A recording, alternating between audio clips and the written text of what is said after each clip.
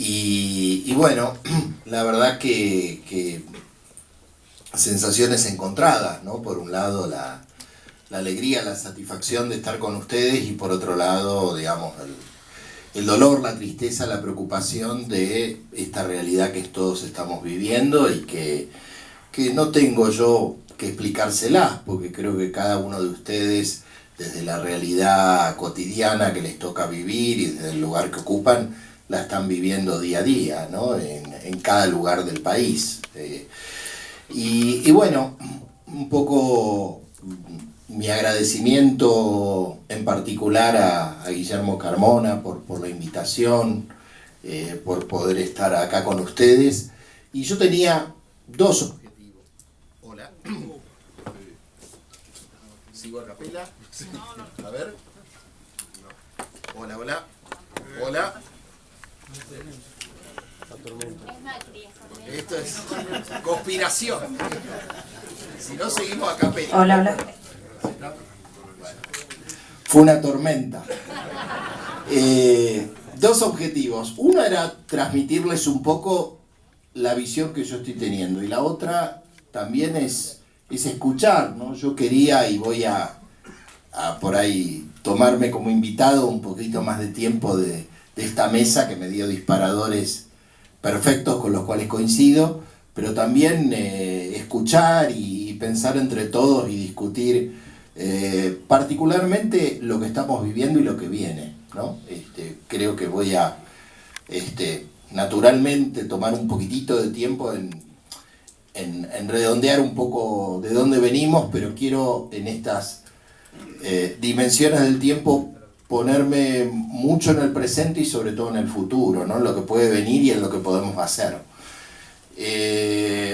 Porque creo que es importante, ¿no? Que un poco activemos entre todos nuestra capacidad de pensar, nuestra capacidad de analizar la realidad, de actuar y de reaccionar a esta situación, ¿no? Tan grave que estamos viviendo, ¿no? Y cuando acá se mencionaba la carta de Martínez de Hoz, la verdad es que es un pie perfecto, porque si uno analiza lo que hizo este gobierno en sus 2 años y medio ya de gestión, uno puede ver un paralelismo histórico fenomenal con los 2 periodos neoliberales de la Argentina, ¿no? O sea, la dictadura y los años 90, ¿no? Plantear que un gobierno popular es insostenible, plantear la devaluación, el ajuste, el endeudamiento, es decir, hay características centrales que vivimos en esos 2 momentos históricos, con diferencias, ¿no? Por supuesto, de contexto global, de, por supuesto, el marco institucional, en un caso en dictadura, en estos 2 casos en democracia, pero con ejes muy claros que tienen que ver con un deseo de reconfigurar el país, ¿no? Yo creo que el marco, más allá del análisis de las políticas económicas, es plantear esto, que acá hay un deseo de cambiar la estructura política, social y económica de Argentina en el mediano plazo, ¿no? O sea que, como bien se dijo acá, lo intentó la dictadura y en parte lo logró.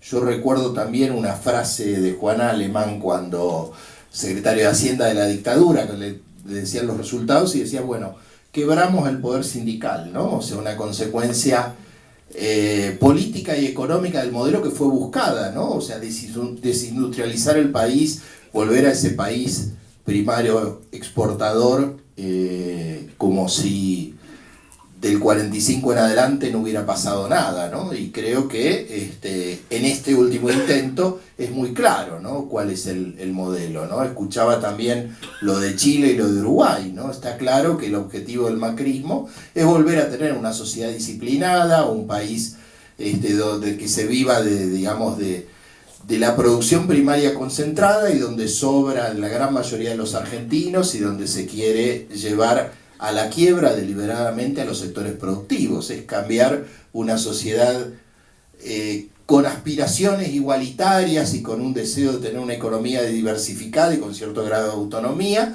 en subordinarla, digamos, al poder transnacional.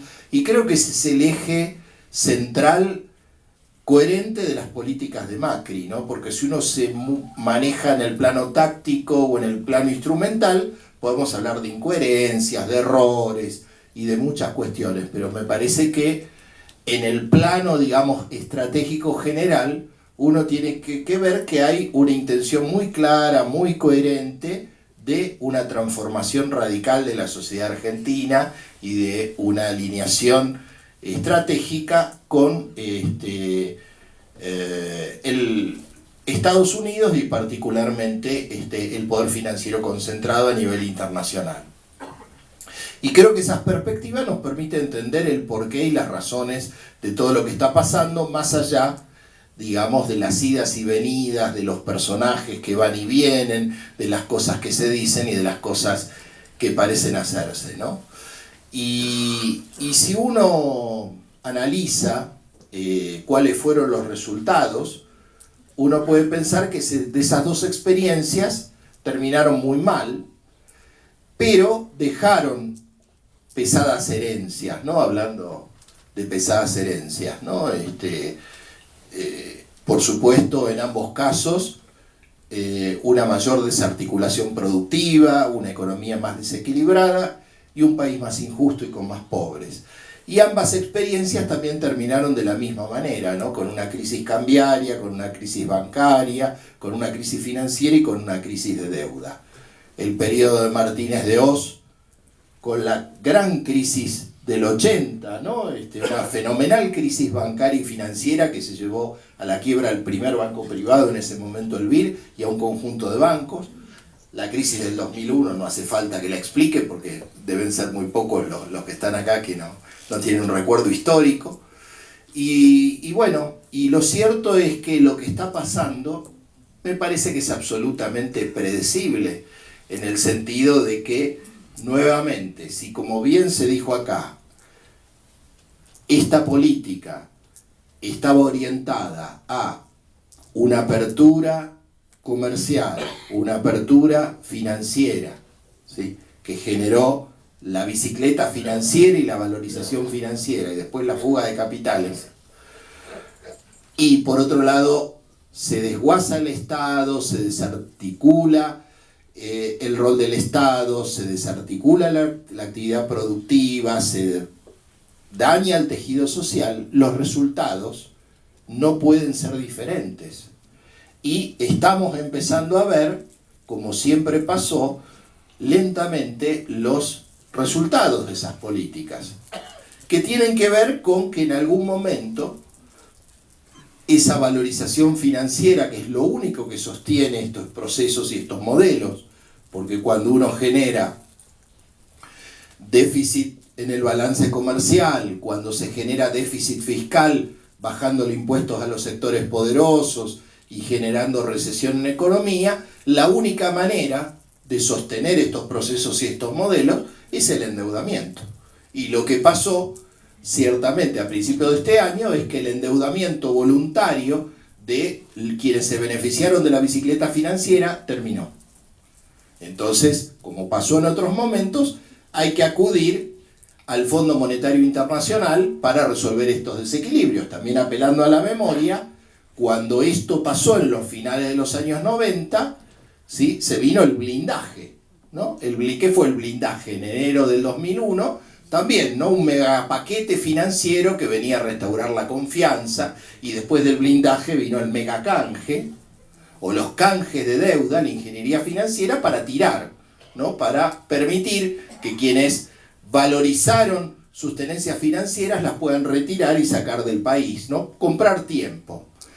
Y de alguna manera Macri y su gobierno, de alguna manera pensaron que esta situación y estas políticas, ¿no?, de reconfigurar la economía y por otro lado, por supuesto, generar claros beneficios para ellos mismos y para los sectores vinculados, les permitiría llegar, ¿no? Siempre la visión de estos procesos es que el financiamiento externo es eterno, y mucho más desde la lógica de este gobierno, que creía que por la sola presencia, por quienes representaban y a los intereses a los que servían y sirven, iban a tener un cheque de manera indiscriminada, ¿no? Que iban a venir las inversiones, que iba a haber un salto exportador a partir del proceso de devaluación, y lo cierto es que nada de eso pasó.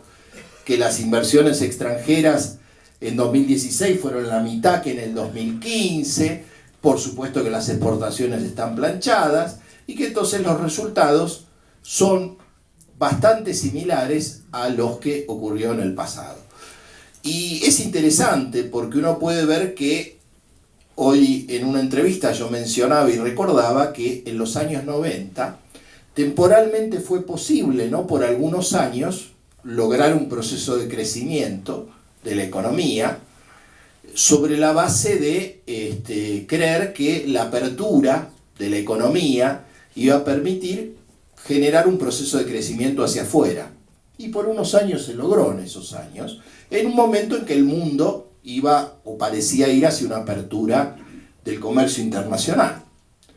Y es interesante porque si uno ve o analiza cuál era el contexto mundial cuando Macri asume la presidencia, y mucho más a los pocos meses cuando Trump gana las elecciones en los Estados Unidos, es que el mundo, ¿no?, en los 90 se decía hay que mirar lo que hace el primer mundo, ahora también se dice, de alguna manera, ese mismo concepto, es que el mundo y los países desarrollados reproducen mucho más un patrón proteccionista en la defensa de sus intereses permanentes, de manera mucho más descarnada en los Estados Unidos. Siempre lo han hecho, pero bueno, en algunos momentos hay algunos periodos de mayor apertura, pero lo cierto es que los países desarrollados, la Unión Europea, Estados Unidos, China, Japón, defienden su mercado interno. Por eso era absolutamente inviable, hasta estratégicamente, pensar que la apertura de la economía iba a generar algún resultado positivo en un momento donde la economía mundial, ¿sí?, se genera en bloques y se cierra. Y por otro lado también era irracional pensar que este crédito externo iba a ser también la forma de poder mantener estos desequilibrios o de que vengan las inversiones, cuando también era absolutamente sabido que desde 2016 que los Estados Unidos iban a subir la tasa de interés, porque desde que Trump ganaba las elecciones, como también pasó en los 80 con Reagan, que incrementó el déficit fiscal en Estados Unidos para financiar la carrera armamentista, y ahora para también desde la visión del gobierno de Estados Unidos, ¿no?, de fortalecer el dólar y de volver a una economía más unipolar en Estados Unidos, también era sabido que iban a subir las tasas de interés desde hace un año y pico. Entonces, no puede el gobierno argumentar que esto no era sabido, que esto fue una sorpresa, que fue una tormenta, que fue un fenómeno de la física cuántica que nos afectó y que era inevitable, sino que fueron estas decisiones políticas las que llevaron a una situación que era totalmente predecible, de acuerdo al contexto, de acuerdo a la historia, que estos resultados iban a suceder. Y terminaron pasando, y por supuesto que no se puede decir que esto es producto de la herencia, y no se puede decir que esto es producto de la crisis internacional. No se puede decir que esto es producto de la herencia, porque si uno mira la herencia, uno puede ver que en el año 2015 Macri recibió el gobierno con una deuda mucho menor de la que había al comienzo del gobierno de Néstor Kirchner y mucho más baja de la crisis del 2001 anterior, una deuda que no representaba más del 40% del Producto Bruto de la Argentina. Hoy, y que era 140% en el año 2003. Hoy esa deuda ya se duplicó en relación al producto y llega a estimaciones conservadoras, depende de cuándo termine el dólar a fin de año y qué pase con el producto, al 80% del PBI, mucho más que en los años 90, cuando se gatilló la crisis del 2001. Entonces, un país que se había desendeudado, un país que con todas las dificultades de Griesa, de la caída del precio de la soja, de todas las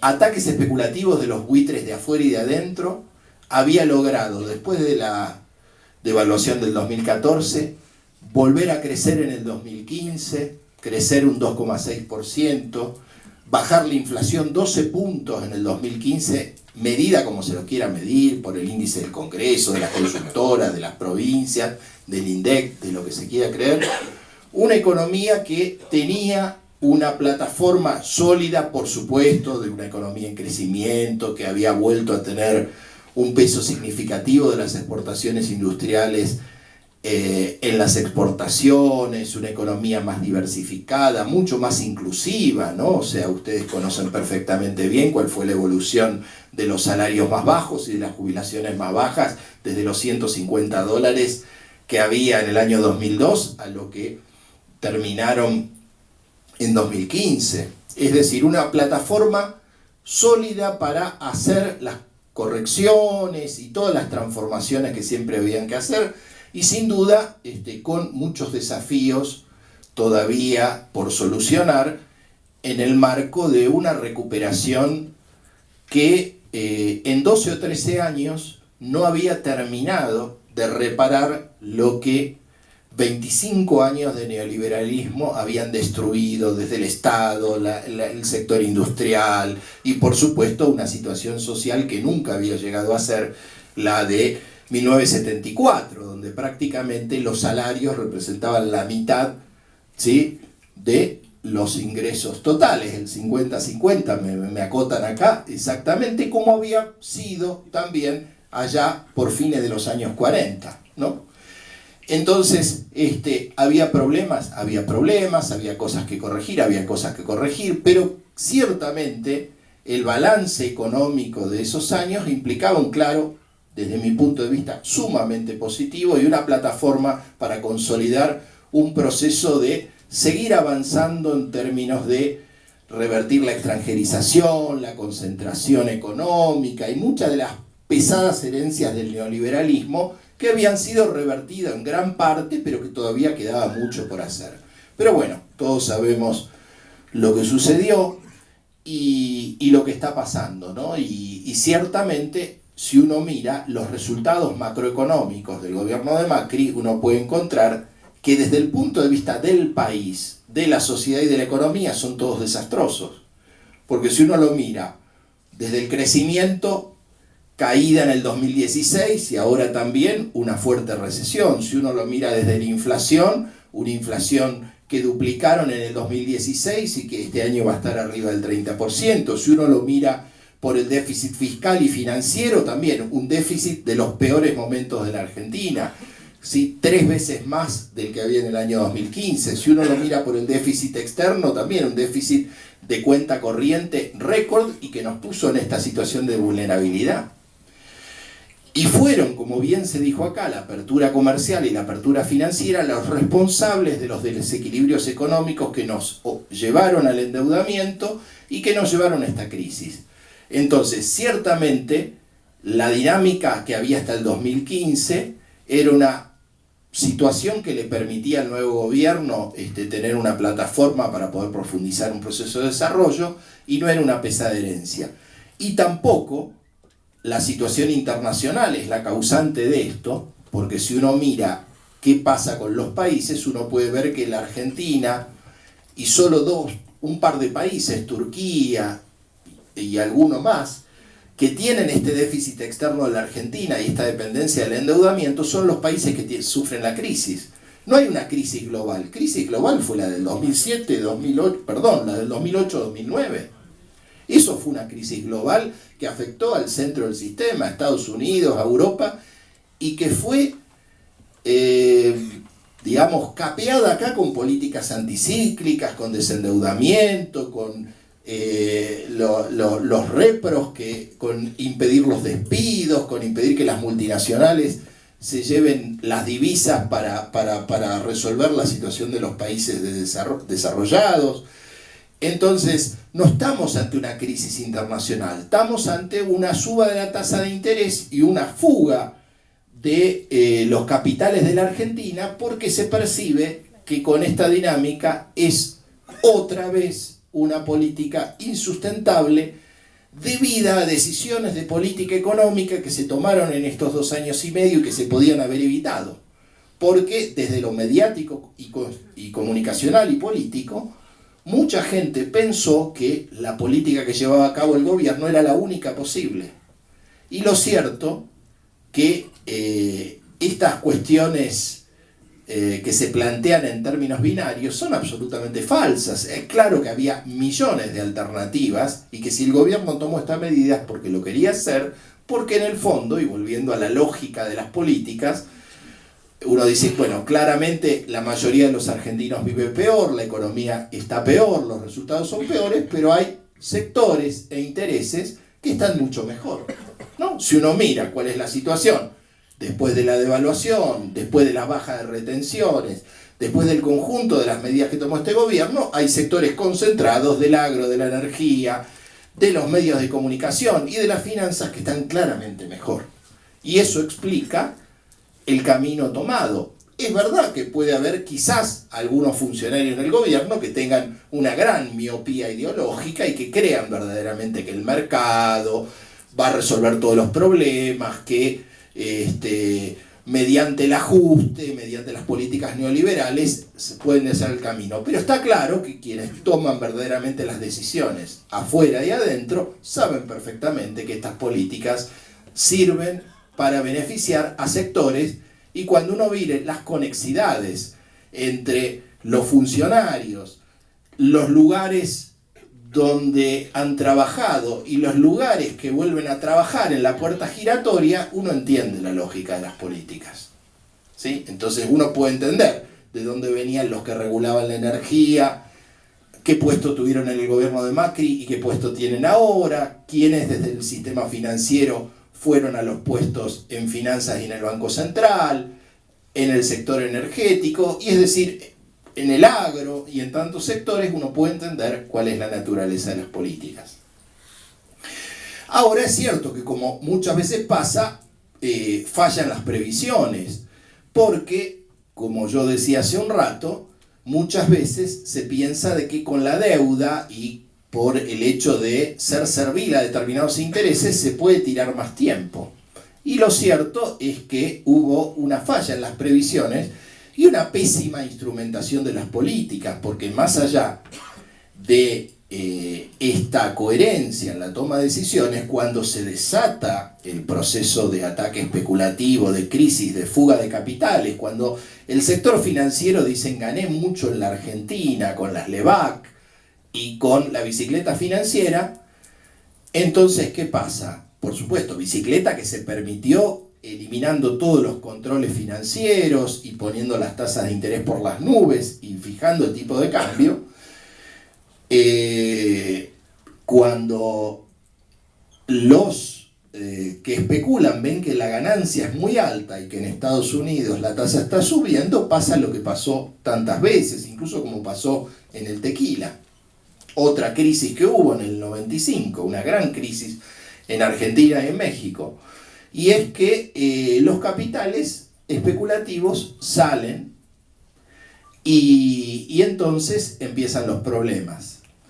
Y lo mal manejada que está esta situación, fuera de esta coherencia, se ve en un hecho que es paradigmático, ¿no? Es decir, que si uno analiza lo que una política económica y un banco central puede hacer, por ejemplo, para manejar la cuestión cambiaria, que es usar las reservas o cambiar el tipo de cambio o cambiar la tasa de interés, uno puede ver que uno puede elegir una variable con un objetivo. Puede ser defender el nivel de reservas para estar más protegidos, o dejar deslizar el tipo de cambio para proteger las reservas, o elegir tener una tasa de interés baja para estimular la producción. Bueno, este gobierno, ¿qué hizo en estos meses?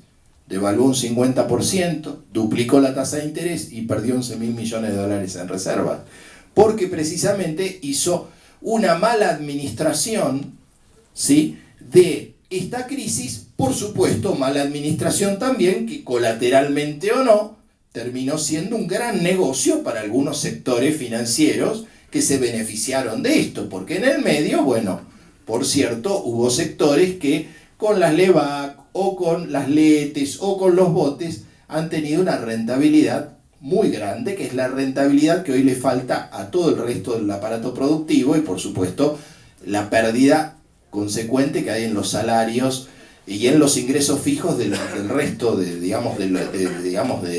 pueblo. ¿Y qué nos queda entonces de esta crisis? Nos queda un país mucho más endeudado, y no solamente, yo decía, duplicado la deuda en términos de productos, sino también una deuda más dolarizada, una deuda de más corto plazo, es decir, una situación más vulnerable que obligó, entre comillas, a ir al FMI. Y bueno, acá podemos discutir si esto fue algo pensado, si fue un manotazo de ahogado, pero bueno, como sea, lo cierto es que el FMI es como un garante de este proceso de valorización financiera, es una herramienta para ganar tiempo y llegar a las elecciones, es una herramienta para permitir a quienes todavía quieren fugar capitales de que haya los dólares suficientes para pagar la deuda, porque está claro que los dólares del FMI no vienen para estimular la producción, no vienen para la inversión, sino que vienen solamente para equilibrar los movimientos de la cuenta capital y financiera. Pero sí uno puede ver que el FMI arriba nuevamente después de 12 años de ausencia, ¿no? Lo tuvimos 50 años entre 1956, un año después del golpe llamado Revolución Libertadora, hasta el 2006, cuando Argentina y Brasil deciden soberanamente sacarse de encima al FMI. Viene ¿para qué? Para poder consolidar un modelo económico neoliberal que se está cayendo a pedazos. ¿Por qué? Porque, por cierto, que el objetivo del fondo es tratar, con Macri o sin Macri, que las políticas económicas neoliberales se pueden mantener después del año 2019. Y por eso viene a hablar Christine Lagarde. Christine Lagarde no le importa ahora hablar con Macri, le importa hablar y tratar de que parte de la oposición sea cómplice de este ajuste y sea cómplice de esta entrega. ¿Por qué? Porque lo que está atrás, más allá, al fondo no le importa las metas fiscales en mayor medida, si es 1,3, 1,4, más allá, digamos, de evitar una pérdida en los sectores financieros vinculados, sino que verdaderamente el fondo viene a generar políticas que no era posible a partir del punto de inflexión que se da, me parece a mí, desde diciembre del año pasado, cuando hay una reacción popular ante el cambio de la fórmula de movilidad jubilatoria, a consagrar políticas que el gobierno no podía efectuar. Estoy hablando de la reforma laboral, estoy hablando de la reforma previsional, estoy hablando de la reforma del Banco Central, es decir, tratar de que en 2019 un nuevo gobierno tenga esa pesada herencia. Y entonces, es volver a revivir cosas que ya vivimos en los años 90, ¿no? Es volver a privatizar el sistema jubilatorio, porque de alguna manera vender los activos del Fondo de Garantía de Sustentabilidad, quitarle los impuestos de afectación específica que alimentan el fondo, es básicamente vaciar el fondo y llevar las condiciones para volver a privatizar el sistema jubilatorio. Y si hay algo miserable y ruinoso en esta carta de intención, es esa frase que ustedes habrán leído o escuchado, ¿no? De hablar de la confiscación, ¿no? Realmente dándole letra y dándole pie, ¿sí?, a los abogados, ¿sí?, de fondos buitres y de extenedores de AFJP que están reclamando ante la Argentina. Entonces, esas son las consecuencias graves que tiene este tipo de acuerdos, y por eso Lagarde está buscando cómplices internos para consolidar cambios estructurales que el pueblo argentino no quiere, y cuando verdaderamente pareciera haber una amalgama en la oposición que era un dique de contención, particularmente después a partir de la ley que cambió la fórmula de ajuste en los tarifazos y que Macri vetó. Entonces, y un Fondo Monetario Internacional que, si uno mira la experiencia argentina, claramente, ¿no? Fue un fondo que financió las peores políticas de la Argentina en los años 90, ¿no? Mencionaba, aparte con cosas que desde lo técnico son indefendibles, ¿no? Como haber permitido que lo que se recaudaba en las privatizaciones se pueda imputar como ingresos corrientes. Ahora también quieren hacer lo mismo, que puedan maquillar el déficit fiscal con la venta de las acciones del ANSES, que seguramente serán ofrecidas, en algo que habrá que analizar jurídicamente, a las empresas, ¿sí? A los grupos de control de esas empresas que tienen nexos con funcionarios del actual gobierno. Entonces, me parece a mí que reproducir esas cosas del pasado tienen que ver con este entramado de intereses y que, como decía, ya esto si uno lo mira desde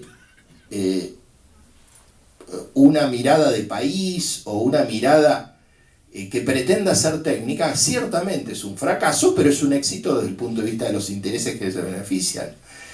Entonces, nuevamente se repiten fórmulas que fracasaron en Argentina, que fracasaron en el mundo, y los invito, y es muy ilustrativo, a analizar, porque cuando en el 2001 la Argentina va hacia el default y el Fondo Monetario se corre de Argentina en el final, cuando ya iba a ser electo Bush hijo, hubo una auditoría internacional en el fondo que cuestionó seriamente el rol del FMI en la Argentina, como la derecha republicana en Estados Unidos había criticado los programas de apoyo financiero, que no son a Brasil, a Rusia, como se suele decir, a los países de Asia, sino que es la garantía para los especuladores y para los inversores de esos países, como hoy actúa el FMI con Grecia y quiere actuar en Argentina. Entonces, si uno lo mira desde cómo el fondo actuó con los países, uno puede ver en Argentina en ese momento, en Grecia, en cada país que intervino, ¿no? Uno puede ver los últimos acuerdos, Hungría, Ucrania, por mencionar los paquetes más grandes. Hay un patrón constante. Aumenta el endeudamiento, o sea, no solucionan el tema del endeudamiento del país, porque endeudan a los países para garantizar la renta del sector financiero. No se retoma el crecimiento, aumenta el desempleo, aumenta la injusticia y se generan cambios estructurales graves. Cuando uno mira la carta de intención de Ucrania o incluso la de otros países, uno ve que está en negro sobre blanco. Hay que reducir el número de universidades, hay que reducir el número de escuelas. Por eso creo que lo que dijo la gobernadora de la provincia de Buenos Aires no es un abutado. O sea, en el fondo está explicitando y transparentando un deseo de reconfiguración de por qué tiene que haber tantas universidades. ¿Sí? Si los pobres no van a las universidades. Ese es el programa de fondo, ese es el proyecto político de fondo. Por eso, cuando también se habló acá de las tarifas, claramente, claro, quieren que Argentina sea Chile o sea países donde hay una gran población que vive en condiciones muy duras y una minoría privilegiada, una sociedad estratificada. O sea, quieren de alguna manera hacer de cuenta como si no hubiera habido 1945, no hubiera peronismo, no hubiera sindicalismo, no hubiera una sociedad igualitaria. Ese es el proyecto.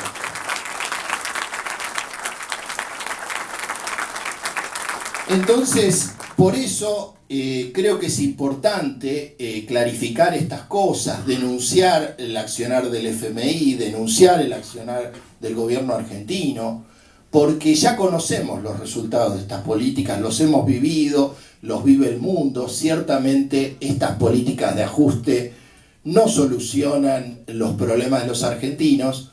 Entonces creo que es verdaderamente urgente no solamente tener una política de rechazo, que hay que tenerla, y de rechazar estos acuerdos, sino me parece que hay que avanzar en una propuesta propositiva, ¿no? Y en esto yo celebro estar acá en Mendoza, estar acá acompañando a los compañeros que tienen muy claro que hace falta una acumulación en el campo nacional y popular, que hace falta no solamente el kirchnerismo, el Frente para la Victoria, el peronismo, hace falta una unidad del campo nacional y popular para generar un proyecto alternativo, superador y que cambie 180 grados las políticas económicas que estamos viviendo. Porque la única forma de que la Argentina deje de ser vulnerable, que salga de estos déficits, que salga de esta recesión que estamos atravesando con estas tasas de interés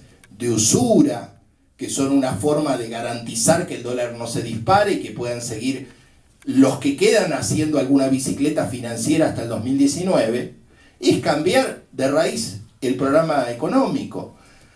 Muchas veces uno puede, quizás al ver esta realidad tan negra, pensar que no hay salida. Pero sí hay salida y sí hay alternativas, ¿no? Nosotros pudimos salir del 2001 de una crisis, la más grave creo de Argentina desde los años 30. Se pudo salir de una situación de un país que en ese momento tenía más del 50% de pobres, endeudado, un país que casi no tenía moneda, y eso fue posible a partir de decisiones, primero de la propia realidad que impuso ciertas decisiones, como fue en ese momento no pagar una deuda impagable, abandonar la política de convertibilidad. O sea, es posible, y es posible, me parece, fundamentalmente sobre la base de algunos principios que quería compartir con ustedes, que creo que son esenciales. En primer lugar, es revertir esta apertura importadora demencial que no hace ningún país del mundo, ¿no? Y ayer Macri le preguntaba a una corresponsal europea sobre qué estaba haciendo Trump, qué opinaba, y insistía con el libre comercio, cuando todo el mundo se está cerrando y donde estuvieron la Argentina y lamentablemente también el Brasil de Temer concediendo todo para conseguir acuerdos de libre comercio. Yo, el año pasado, cuando este tema de Mercosur y Unión Europea, la verdad no estaba en agenda, porque la verdad que con las urgencias del día a día, yo me sentía un marciano cuando estábamos conversando con Guillermo Carmona, cuando estaba todo el tema, sin duda grave, de lo previsional, y yo decía, ojo con este tema, y fuimos con las pymes, fuimos con los sectores del trabajo, diciendo, ojo porque esto es el Roca Runciman de esta década, y ayer Macri insistió en este tema, ¿no? Entonces, esto es gravísimo, porque implica nuevamente, yo creo, hipotecar que la Argentina pueda tener sectores productivos, es entregar definitivamente sectores industriales, el automotriz y muchos otros, ¿no? Que sin duda, bueno, habrá que revisar muchas cuestiones vinculadas con el empresariado nacional, con, digamos, cómo tener un aparato productivo con más tecnología, con más eficiencia, pero este es el proyecto de destrucción del aparato productivo argentino. O sea, creo que lo primero que hay que hacer es revisar esto, revisar los aranceles, revisar y imponer medidas que impidan el dumping que muchos países hacen en momentos fuertemente recesivos y donde hay una guerra comercial entre los principales países del mundo, ¿no? Realmente abrir la casa en un momento en que, digamos, hay una guerra entre los poderosos es, por supuesto, desde la lógica no se entiende de la lógica de que están absolutamente subordinados a intereses transnacionales. Segundo tema que me parece fundamental es terminar con esta apertura financiera, con esta desregulación financiera desastrosa que nuevamente nos generó endeudamiento y crisis, ¿no? O sea, volver a imponer regulaciones a los capitales especulativos, prohibir el ingreso de capitales especulativos, impedir la fuga de capitales, impedir con regulaciones del Banco Central que todos los que han valorizado estas especulaciones puedan sacar libremente del país estos capitales, ¿no? Creo que hay que, sí, estimular el ingreso de capitales productivos en el marco de un proceso de desarrollo nacional. no estimular la usura y la valorización financiera y la fuga de capitales como ocurrió en los dos momentos que recordábamos. O sea, es irracional. Un acuerdo que hasta los propios ya economistas que han apoyado a este gobierno dicen que es insuficiente para cubrir los desequilibrios. Y claro, es insuficiente si está la puerta 12 abierta y pueden sacarla sin ningún tipo de control. Y sin ningún tipo de control, porque aparte han desmantelado gran parte de, no solamente las regulaciones, sino controles estadísticos sobre la deuda privada. ¿Se acuerdan los seguros de cambio de Cavallo en el año 81-82? O sea, habían destruido, no se podía contabilizar lo que era la deuda de las empresas. Sí, muchas veces deuda de las empresas que es con sus casas matrices, y eso se presta a maniobras fraudulentas de todo tipo. Bueno, lo mismo pasó en los 90, no había ningún tipo de registro del endeudamiento de las empresas, y en el 2002 hubo que reconstruirlo en el Banco Central sobre la base de declaraciones juradas de las propias empresas. Bueno, lo mismo están haciendo ahora. Entonces, ¿cómo puede ser que no haya ningún tipo de control?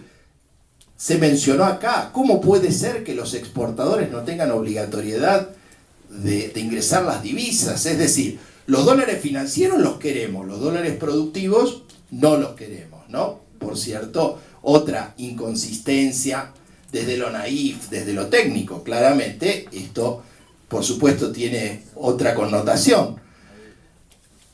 Y por supuesto, también hay cosas que se pueden hacer desde los sectores productivos. Este gobierno eliminó las líneas de crédito productivo. Habíamos logrado, creo que uno de los grandes logros del gobierno anterior tiene que ver con haber vuelto a recuperar un banco central que tenía objetivos múltiples y que tendía a regular el sistema financiero. Este gobierno eliminó todas las regulaciones sobre el sistema financiero, deja que los bancos le presten a quien quieran, a las tasas que quieran, eliminaron todos los pisos que se habían establecido en 2014 para que a los ahorristas le paguen por sus depósitos una tasa razonable, y eliminaron los topes que había para que no puedan prestar a tasas elevadísimas los bancos. Se le había regulado el spread bancario. Hoy por hoy pueden cobrarle cargos, comisiones, las que quieran a la gente sin ningún control. Y por otro lado, nuevamente ha desaparecido la línea de crédito productiva a las pymes, que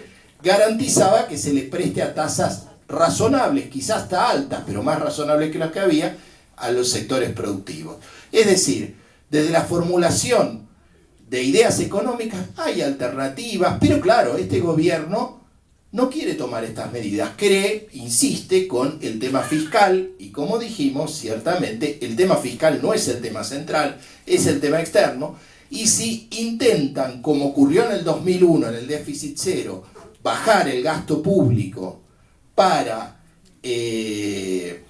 bajar el déficit, esto no va a pasar. No va a pasar como no pasó en el 2001, porque se genera una recesión, baja la recaudación y se genera un círculo vicioso. Aparte, entendamos una cosa, cuando se habla de bajar el gasto público, siempre es o las inversiones o los salarios. Pero, ¿saben cuál es el gasto público del que el gobierno no habla? Los intereses de la deuda. Eran el 7% del presupuesto nacional hasta el 2015. Hoy ya son el 15%. ¿Sí? De reducir este gasto no habla el gobierno. Esto no, porque claro, hablan de lo que técnicamente es el déficit primario, pero este gobierno puede quizá bajar algo con una gran recesión, el déficit primario, pero el déficit total, que incluye los intereses de la deuda, lo ha llevado a un nivel récord, ¿sí? Como solo se vio en 2 o 3 momentos de la historia económica argentina, uno al final de la dictadura.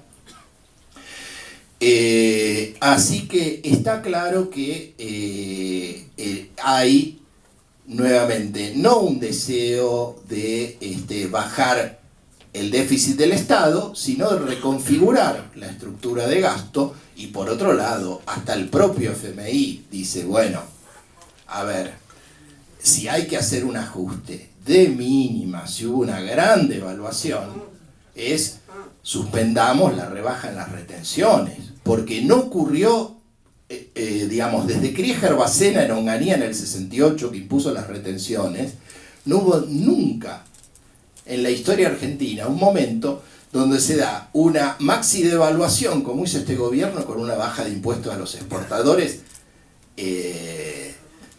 concentrados. ¿Sí? Entonces está claro nuevamente que acá no hay una idea de un esfuerzo justo, un esfuerzo compartido. Por supuesto que tampoco es justo que los que menos tienen hagan el mismo esfuerzo que los que más tienen. ¿Sí? Entonces claramente, si hubiera un deseo de hacer una política justa, los que deberían ajustarse son los grandes ganadores, los sectores transnacionales, los que se ganaron todo en estos años.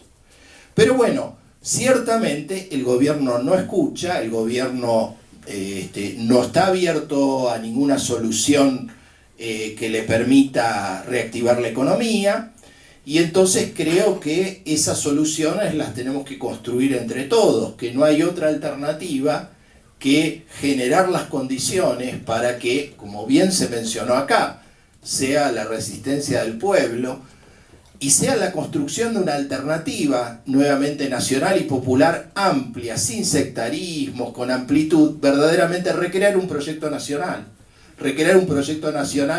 que vuelva a las mejores políticas de los gobiernos nacionales y populares, que vuelvan a establecerse planes de desarrollo y esquemas pensados desde el interés nacional y el interés del pueblo.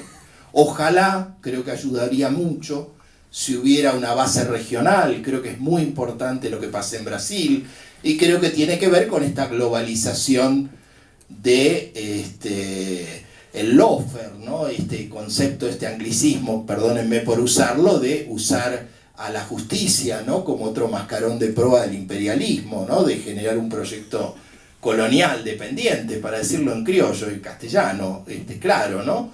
Creo que es necesario entonces reafirmar un modelo alternativo para que este proyecto termine en 2019, porque verdaderamente, si no logramos construir un movimiento nacional y popular amplio y unido, sí, me parece a mí, sobre bases claras y programáticas, ¿no? O sea, no una unidad sin contenido, una unidad que sea un amontonamiento de dirigentes o de personas, sino que verdaderamente haya un proyecto sobre la mesa con 15 o 20 ideas muy claras y muy concretas de qué hacer con la deuda, qué hacer con el rol del Estado, qué hacer con la apertura importadora, qué hacer con las finanzas, qué hacer con el aparato productivo, qué hacer con las grandes cuestiones que hacen a volver a tener un proyecto nacional. Creo que esto es imprescindible y que esto es necesario que la gente se lo ponga al hombro como bandera, y creo que por eso es imprescindible la batalla cultural, es imprescindible que cada uno de nosotros lo milite, busque a los sectores que no nos acompañaron, busque a los sectores indecisos, busquen a los que votaron a Macri y hoy empiezan a sentirse defraudados, o si no están defraudados dudan, ¿no? Realmente creo que es necesario ampliar la base de sustentación de un proyecto, porque del otro lado están los poderosos, del otro lado yo creo que no hay que subestimar, no hay que confiarse en que se caen solos, no hay que confiarse en que la crisis económica los va a llevar a una situación de pérdida de legitimidad.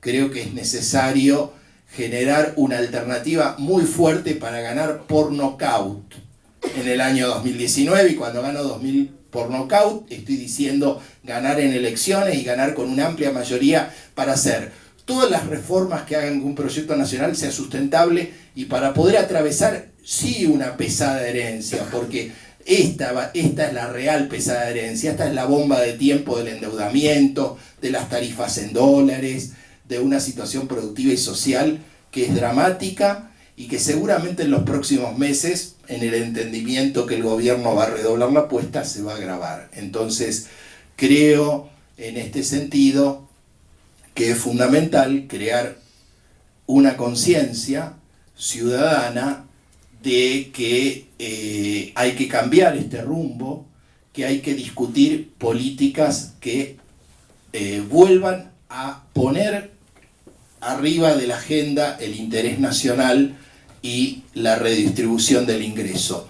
Hay que lograr volver a tener una economía productiva, una economía que se piense desde el desarrollo de todos los sectores, que quiebre la concentración económica, que quiebre la extranjerización, que vuelva a poner la distribución del ingreso progresiva como objetivo de la política económica. Y cuando digo esto, lo digo desde dos lugares. Primero, desde un sentido moral y ético de la política, porque realmente este gobierno vino a decir que el objetivo era reducir la pobreza, y está claro que esto ha sido una burla, la peor burla, porque están amplificando la pobreza de manera brutal, o sea, por un sentido ético de la política, pero aparte desde la mayor racionalidad económica, como lo vivimos en los años hasta el 2015, de que realmente un modelo redistributivo, un modelo donde se recree la capacidad de consumo, es el único que dinamiza el mercado interno, y mucho más por lo que yo les decía, porque uno podría entender y no coincidir con un modelo de crecimiento hacia afuera, como hubo en la Argentina al principio del siglo XX o en los primeros años del gobierno de Menem, pero en ese momento por algunos años era posible, más allá que no sustentable en el largo plazo y que es injusto. Pero hoy por hoy no hay otra salida desde lo técnico, no hay desde la racionalidad, que hay que volver a crear la plataforma de un mercado interno fuerte. Entonces, en ese sentido, y yendo a lo propositivo, hay que recuperar el poder de compra de los salarios, de las jubilaciones, precisamente por ese sentido ético, pero para poder salir precisamente de esta situación. Y solo así se van a resolver los desequilibrios económicos. Recordemos nosotros cómo se logró el equilibrio fiscal y el equilibrio externo en los primeros años del gobierno de Kirchner y el desendeudamiento, con crecimiento y con aumento de los salarios de la producción. Lo que pasa que muchas veces nosotros tenemos, y a veces también gente que piensa como nosotros, muy instalado en la cabeza el modelo neoliberal, ¿no? Quizá ustedes deben conocer muchos compañeros que creen que la emisión monetaria genera inflación, que el gasto público es malo, porque son años y años, ¿no? Recuerdan, todos o muchos de los que tenemos algunos años acá, recordamos cómo todos los martes a las 10 de la noche había dos señores que decían que los ferrocarriles perdían $1 millón por día. Y eso nos formateó la cabeza, ¿no? Y verdaderamente, bueno, es lo mismo que lo que han hecho, por supuesto, los medios de comunicación cada día a lo largo de todos estos años. Entonces, por eso creo que la batalla cultural es fundamental para poder lograr una base de sustentación firme, porque realmente tenemos que convencernos de que el único camino es que subir los salarios no es inflacionario, que la emisión monetaria no es inflacionaria. Piensen ustedes, o sea, los mitos, ¿no? O sea, en el 2016 bajaron la emisión monetaria y duplicaron la inflación del año anterior, ¿sí? Mientras que años anteriores había aumentado la emisión, pero como aumentaba la producción, era posible, ¿sí?, aumentar la cantidad de dinero, los pesos de la economía y bajar la inflación, como pasó en 2015, por ejemplo, ¿no? O sea, son mitos esto de que el gasto público, ¿sí? Pero, por cierto, fueron muchos años de machacar y tenemos que luchar contra estos mitos que han instalado en nuestro país, que han instalado en muchos países de América Latina y con los cuales tenemos que combatir para verdaderamente volver a convencernos de que es posible, ¿no?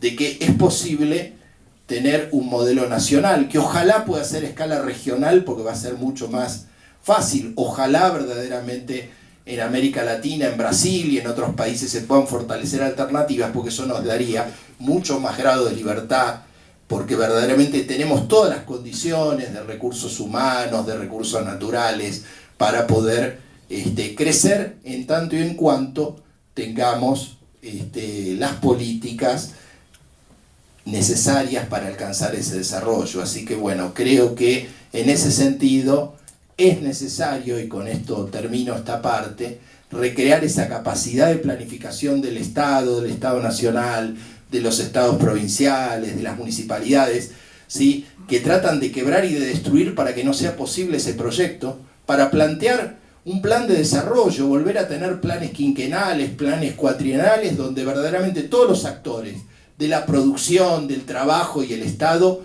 piensen un plan de desarrollo y un modelo nacional. Creo que es imprescindible para crear este piso de destrucción en el que nos dejan. Así que bueno, espero, digamos, de alguna manera haber tirado algunos lineamientos de lo que creo que es alguna salida que creo, por supuesto, que podemos discutir desde lo técnico, pero que esencialmente para que sea posible es político. O sea, los problemas económicos, para que los podamos solucionar, requieren de soluciones de la política, y las soluciones de la política requieren que salgamos de esta fragmentación, que salgamos de estas situaciones que nos han debilitado en estos últimos años y que son absolutamente funcionales a los intereses de privilegio. Ojalá que entre todos lo podamos construir. Yo creo que es posible, y me llevo acá de esta Mendoza, donde verdaderamente se piensa, digamos, de esta integración del movimiento nacional y popular, de que es posible y que lo vamos a poder lograr, y que vamos a poder realmente hacer realidad el país que nos merecemos, el país que soñamos, el país de la independencia económica, de la justicia social y de la soberanía política. Muchas gracias.